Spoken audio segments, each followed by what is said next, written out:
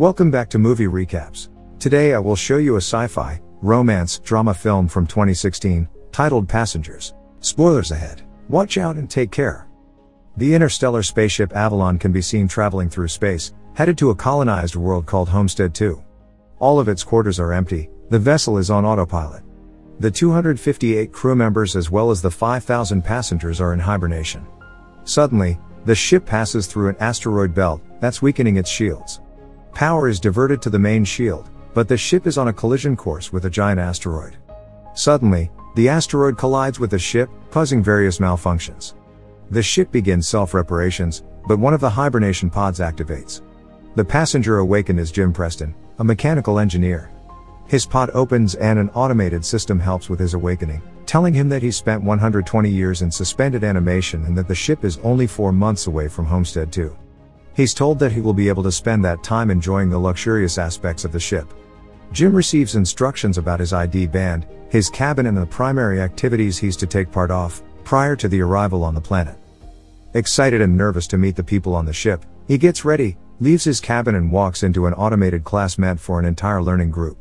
Jim looks a little anxious, as the hologram explains the situation on Earth, calling it overpopulated, overpriced and overrated. It tells him to hold his questions to the end of the lesson, but Jim keeps asking why he's the only one there. He realizes that the hologram can't answer him and goes to search for other people. He gets to the main concourse of the ship. No one is there either, but an automated informational desk offers to help. Jim asks to talk to a real person and it sends him off to talk to a steward, but when he finds that no one is there too, he asks to speak to the captain. When he gets to the bridge, even though he doesn't have access to go inside, he can see that none of the main crew is awake either. Jim eventually goes to the observatory, where he finds out that the ship is actually 90 years away from Homestead 2. He realizes that he woke up too soon, so he rushes back to the concourse and sends a message back to Earth asking what he should do, because he doesn't know how to get back into hibernation. The communication system informs him that the overpriced call to Earth would take approximately 55 years to get an answer back. Jim is devastated. He walks around and finds the ship's bar, where he sees another person. As he's talking to the bartender, something seems strange about him. When he goes to get him a drink, Jim realizes that he's an android. It's called Arthur. Jim wants to find out more information from him, but he can't even explain to the android how it's possible for him to be there ahead of time. Jim wakes up in his cabin the next day and goes to the cantina, where he quickly realizes that most of the things on the menu are reserved for gold-class passengers only. He gets his plain coffee and tries to figure out how to fix his hibernation chamber. After he gets all the tools, he manages to get it operating and lies down inside of the pod. But nothing happens. Next, he decides to use the tools he found to get into the crew's hibernation chambers. That doesn't work either. Small malfunctions happen around the ship. Jim keeps returning to the bar to drink, but mostly to talk to Arthur. The android gives him some advice that convinces him to break into one of the gold-class rooms and try to have some fun on the ship. Jim tries all the restaurants, the games, the entertainment system. But as time passes, he becomes even more miserable to be there alone. One day, he gets drunk and wanders around the hibernation pods, when he stumbles into an airlock with spacesuits designed for spacewalks. Jim gets into a suit and goes to the airlock, pushes a lever and then the button to release the airlock door. Once outside the ship, he's mesmerized by the view. He's the only conscious human being experiencing that moment in time. Jim releases the magnets on his boots and floats in space, feeling devastated. He comes back inside, takes off the suit, but goes back to the airlock without it on. He pulls the lever, ready to end it all, but changes his mind in the last moment, runs back inside and slips on a bottle. Jim stands up and is instantly drawn to a woman in one of the pods, named Aurora.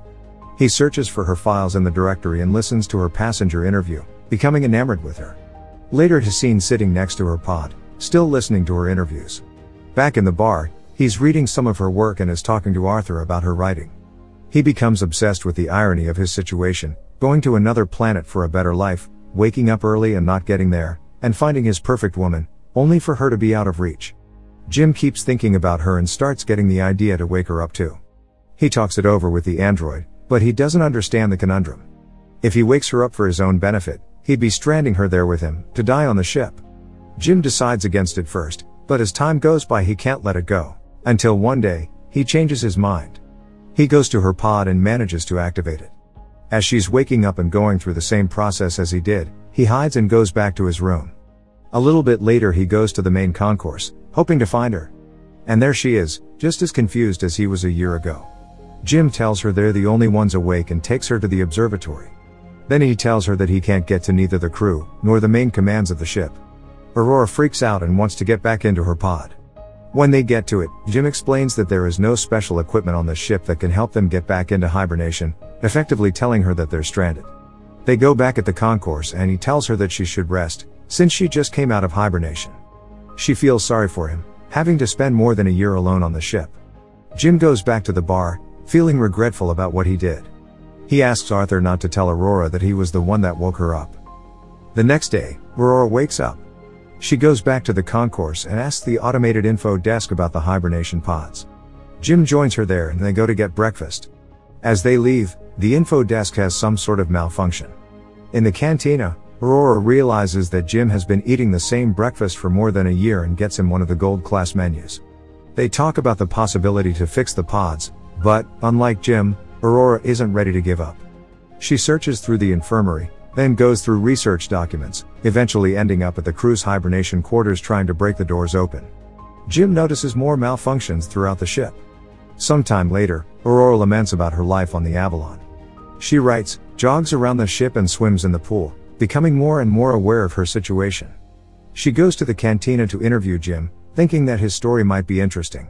She asks why he immigrated to the colony.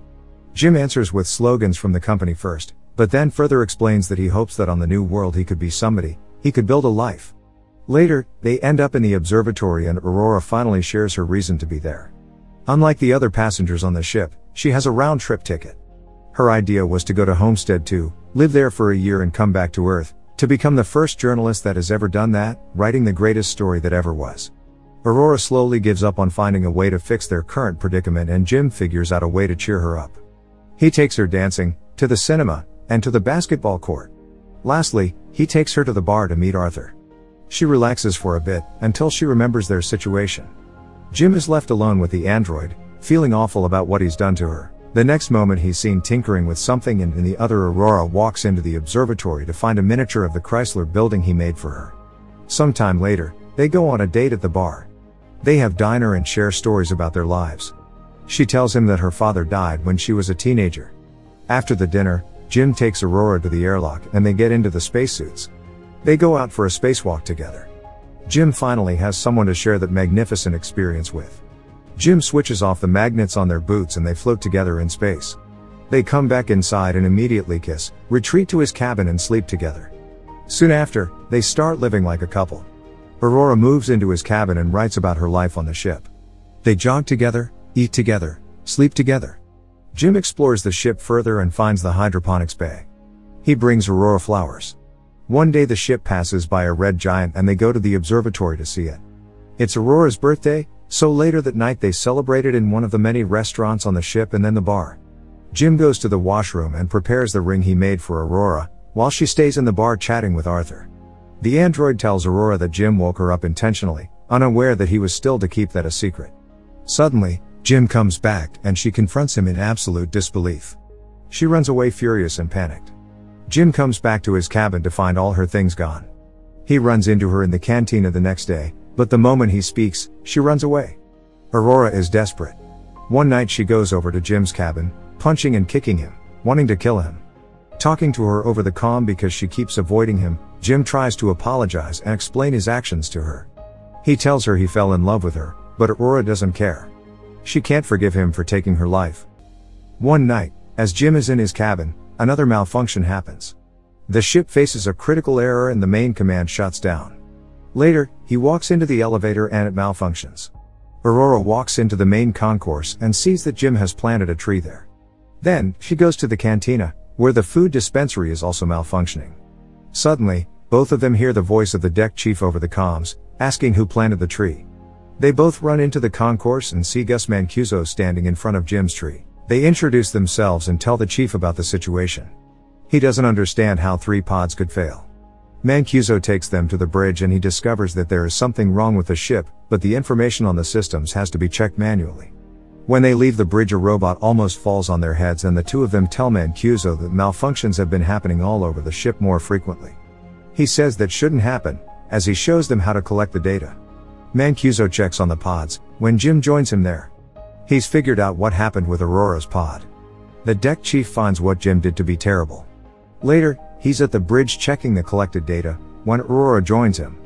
They talk about what happened with her pod, but he tells her that he can't do anything about it. Jim walks in with the 16th broken robot. Mancuso feels the hibernation sickness, so he goes to rest, but as he walks out, he coughs out blood.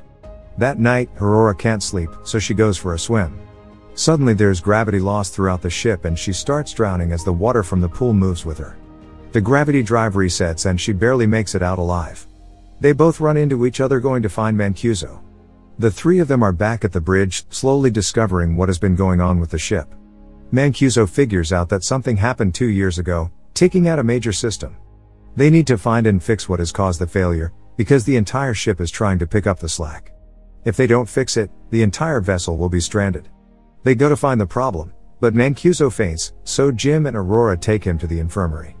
He's dying and there are no treatments that can stop it or prolong the time he has left. Sometime later, the three of them meet in the observatory and Mancuso gives Jim his ID bracelet, tells them to fix the ship and immediately perishes. Suddenly, the lights change to an alarming red and the ship starts shaking. Jim tells Aurora that he needs her help, and they run toward engineering, but there's another failure in the gravity drive. And immediately another one that afflicts Arthur as well. Jim deactivates him. They finally arrive in engineering and start looking for the problem. They find it in the power plant and as they open the hatch, Aurora gets sucked in. The asteroid has caused a breach in the hull in that area. Jim gets sucked in too, but he holds on to the hatch, as it keeps closing on him. Eventually he gets sucked in too, but they quickly manage to seal the breach. Instantly after fixing that problem, Jim realizes that there is more than one breach in the hull. The two of them follow the trajectory of the meteor and find that it has hit the reactor control computer. Jim thinks he can find replacement parts for it. They find the part and change it, but the process of venting the reactor still fails. They do it manually, but it fails again. Jim figures out that he needs to open the vent door from outside of the ship, so they can cool the reactor down. Both of them go to the airlock and as he's getting ready to go out, he gives Aurora Mancuso's bracelet, because he might not come back. She helps him with the suit and as he walks into the airlock she tells him to come back because she can't live on the ship without him. Aurora goes back to the reactor, where the temperature has hit critical heights. A bolt from the reactor propels into her arm, as Jim is getting closer to the vent from the outside and sees the door. The temperature rises in the reactor room, while he is trying to bypass the vent door to open it. He soon realizes that he'll have to manually hold the door open so the reactor can vent and he tells Aurora. She doesn't like the plan, but he goes ahead with it and tells her to vent the reactor. She doesn't want him to die and they argue, but he tells her that they have to save the other people and she vents the reactor. The process is successful, but the fumes from the reactor push Jim away and break his tether. The pressure in his suit is dropping too. He tells Aurora what happened and she moves as fast as she can to get to another suit and bring him in. He apologizes to her again. She puts on a suit and flies out to get him, but her tether is too short. She's pulled back, but suddenly grabs onto his tether and manages to pull him in. Aurora drags Jim into the infirmary, only to find out that he's already dead. She uses Mancuso's bracelet to override the medical protocols and to resuscitate him. The medical pod does the work automatically and revives Jim. Aurora forgives him. Later, Aurora fixes Arthur and they give Mancuso a proper space burial. Jim takes her to the infirmary and tells her that he's found a way to use the medical pod as a hibernation one. He tells her to get inside the pod and ride out the rest of the journey in there. But, as is later revealed, she declines and decides to stay with him, awake on the ship. Jim finally proposes to her and they live out their lives on the ship. 88 years later, the Avalon arrives on Homestead 2. The crew wakes up and finds the ship in a very unexpected state. Aurora leaves them a message, retelling the story of the life her and Jim had on the ship while the rest were sleeping. Make sure to subscribe and turn on notifications so you can watch more videos like this. Thanks for watching.